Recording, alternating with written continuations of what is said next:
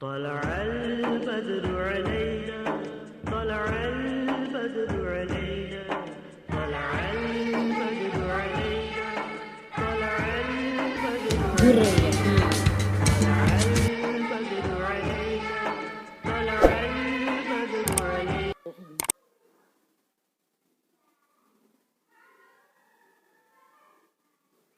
अब्दुल मुतल्लिब के एक छोड़ 10 बेटे थे, मगर इन सब में वजीहा और शकील यही अब्दुल्ला थे जिनके ज़ुबह करने के लिए बाप ने छुरी हाथ में संभाल ली थी।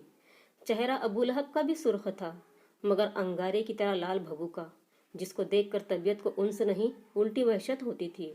अब्दुल्ला की सूरत में बला की जाज़बियत और दिलकशी थी। उनकी पेशानी में एक ऐसी अजीब चमक थी जो कुरैश के किसी नौजवान की पेशानी में नज़र नहीं आती थी। उनका माथा सचमुच नूर का तड़का था जिसमें बहुत सी सुबह मुस्कुराती थी। एक दिन दोपहर के वक्त एक कुरैशी चरवाहा घर भागा आया और अपने घर वालों से कहने लगा कि मैंने आज एक अजीब बात देखी है। उसके कहने के लिए मैं जंगल से बस्ती में आया हूँ। अभी थोड़ी देर हुई मैं बकरियां चरा रहा था। अब्दुल मुतलिब का बेटा अब्दुल्ला करीब से गुजरा। सख्त धूप पड़ रही थी। मत्तला बिल्कुल साफ था। सूरज की किरणें जिस्मों को झुलसे देती थी। इतने में मैं क्या देखता हूँ कि अब्दुल्ला के सर पर बादल का टुकड़ा साया किए हुए है और वो अबर पारा उसके साथ साथ चल रहा है। लोग मुस्कुराने लगे कि चरवाहा ख्वाब देख कर आया है या उसकी आंखें धूप में तिलमिला गई हैं और उसने कुछ का कुछ देख लिया। सब ने लड़के की बात हंसी में उड़ा दी। चरवाहा इस पर झुंझला कर बोला, आप मुझे झूठा समझते हैं? मेरी आंखों को ज़रा सा भी धोखा नहीं हुआ। आपको यकीन ना आए तो काबे का पर्दा थाम कर इसी बात को दोहरा दूं या लात हुबल के मुकद्दस पैर को छू कर कसम खा लूं। बात वाकई बहुत ज़्यादा अजीब है, पर मैं अपनी आंखों को किस तरह झुटला दूं? इस पर एक बूढ़ा अरब कमान पर कोहनी का जोर देकर बोला, हमारे खुदा लात व उज़्ज़ा गर्मी में जलते रहते हैं और बादल के किसी टुकड़े को उन पर साया फगन होने की तौफीक नहीं होती। हालांकि ये असनाम हमारी हाजत रवाई करते हैं। इन्हीं के दम से मक्का के खजूर सरसब्ज हैं और ताइफ के सब्ज़ाजार लहलहाते हैं। लड़ाइयों में यही माबूद हमारी मदद करते हैं। ये अब्दुल्ला का बेटा क्या लात हुबल से भी ज़्यादा मुकद्दस और पहुंचा हुआ है? इस कल के लौंडे की बातों में हम जहाँ दीदा लोग नहीं आ सकते। सब हंसने लगे। चरवाहा खिसियाना होकर जंगल को लौट गया। मक्का का माहौल फवाहिश और बदकारियों का माहौल था, मगर अब्दुल्ला की तबीयत का शुरू ही से पाकबाजी और निकोकारी की तरफ मीलान था। खाने काबा का तवाफ करते हुए बरहाना औरतों की हलचल सुनते ही वो आंखें बंद कर लेते। जवाना ने कुरैश के रंग रलियों से उनकी तबीयत अक्सर बेजार थी। उनके साथी उन्हें छेड़ते थे, अब्दुल्ला को तो चूड़ियाँ पहनकर और दुपट्टा ओढ़कर घर में बैठ जाना चाहिए। जवां मर्दों की सी तरंगे अब्दुल मुतल्लिब के इस शर्मीले फजील में नहीं पाई जाती। जवानी में राहबों और बतरीकों की तरह ज़िंदगी गुजारना बहुत बड़ी हिमाकत और बदतौफीकी है। ये तो लुत्फ़ करने और मज़े उड़ाने के दिन हैं। आह, बेचारे अब्दुल्ला की जवानी, खुश्क बेमज़ा, लज्जतों से खाली, दिन से ज़्यादा रातें बेकैफ, गोया कि उनके चमन में बहार नहीं आई। अब्दुल्ला एक दिन मक्का की एक गली से गुजर रहे थे। रास्ते की गर्द ऊँटों के पैरों के निशान उभरे थे, जैसे अभी अभी ऊँट इधर से गुजरे हैं। अब्दुल्ला की आंखें इन्हीं निशानों पर जमी हुई थी कि एकाएक एक मकान का दरवाज़ा खुला। अब्दुल्ला ने देखा तो सिरुल खशमा की जवान लड़की दरवाजे का पट खोले खड़ी थी।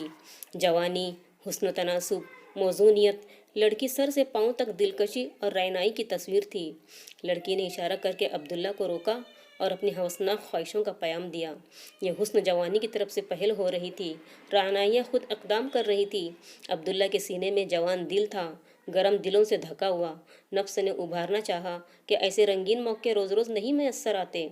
इस हसीना की तरफ कुरैशी नौजवानों की टोलियां माइल हैं। हर कोई उसके लिए अपनी मुट्ठी में दिल दबाए फिरता है और तेरी जानिब वो आप ही आप बढ़ रही है। देखना, चुकना नहीं, गफलत न कर जाना। हुस्न जवानी की इल्तिजाएं ठुकराई नहीं जाती। मगर अब्दुल्ला के ज़मीर ने चुटकी ली। शर्म व गैरत की रग को दबाया। अब्दुल्ला ने दोशीज़ा की एक मुस्कुराहट को भी कबूल नहीं किया। खशामा की हसीन लड़की को यकीन था कि अब्दुल्ला उसके इकदाम पर हंस खेल कर लब्बैक कहेगा। अब जो तवक्का के खिलाफ नाकामी हुई तो हुस्न अपनी नाकामी पर झिंझला गया। शिद्दत अताब ने रुखसारों की सफेदी में सुर्खी मिला दी। लड़की थी ज़रा होशमंद, बड़े सब्र व ज़ब्त के साथ खफगी को छुपाया और हुस्न जवानी की पेशकश के साथ सुर्ख ऊँटों का भी लालच दिया। मगर अब्दुल्ला उसके जवाब में ये कताब पढ़ते हुए आगे बढ़ गए। فعل حرام کے ارتکاب سے تو مر جانا ہی اچھا ہے۔ حلال کو میں بے شک پسند کرتا ہوں، مگر اس کے لیے اعلان ضروری ہے۔ تم بہکاتی اور پھسلاتی ہو، لیکن شریف آدمی پر اپنے دین کی عفت کی حفاظت لازم ہے۔ لڑکی دیکھتی کی دیکھتی رہ گئی۔ عبداللہ کے نقش قدم بس وہاں دکھائی دیتے تھے، وہ ہوسناکی کو دھتکار کر چلے گئے تھے۔ عبد المناف کے گھرانے میں شکار کا گوشت آیا ہے، دیگچی چولہے پر چڑھی ہے، ایک بوڑھی عورت لکڑی کے کفگیر سے پانی کو ہلا رہی ہے، کھانے کے انتظار میں گھر کے لوگ زمین پر بیٹھے ہیں، مٹی کے بڑے بڑے پیالے ان کے آگے رکھے ہیں۔ آپ نے عبد المطلب کے یہاں کیا جواب دیا؟ ایک ادھیڑ عمر کے عرب نے پوچھا۔ میں بالکل رضامند ہوں، بس ذرا ایک دو دن میرے چچا مکہ سے آ جائے، ان سے اور مشورہ کر لوں، بڑے بوڑھوں کا مشورہ اچھا ہوتا ہے۔ بوڑھے نے جواب دیا، میں کہتا ہوں اس نیک کام میں دیر کرنا مناسب نہیں۔ عبد المطلب کے بیٹے عبداللہ کے لیے مکہ میں لڑکیوں کی کمی نہیں ہے۔ لوگ تمنائیں کر رہے ہیں کہ کیسے ہی ہماری لڑکی کا عبداللہ کے ساتھ رشتہ ہو جائے۔ عبداللہ جیسا لڑکا چراغ لے کر ڈھونڈوں گے تو بھی سارے عرب میں نہ ملے گا۔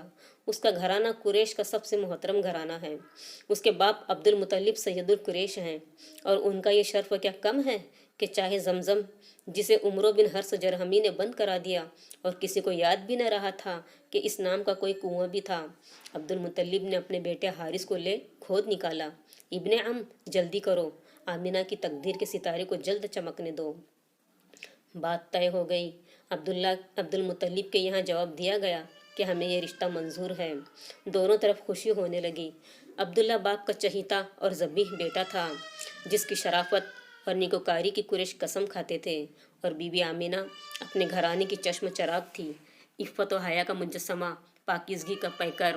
عرب کی عورتیں میلوں ٹھیلوں میں بے باکی کے ساتھ شریک ہوتی، قریش کی بزم میں ناؤ نوش کو گرماتی، مگر آمینہ کی جبلت ان سب سے جدا اور منفرد تھی۔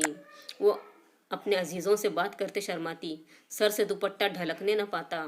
قریش کی عورتیں کہا کرتی تھی کہ آمینہ تو سچ مچ گڑیا ہے، بے زبان، سنجیدہ اور متین، دوسری لڑکیوں کی طرح شوخیاں اسے نہیں آتی۔ آمینہ کے گھر والے اس سے محبت ہی نہیں، احترام بھی کرتے تھے۔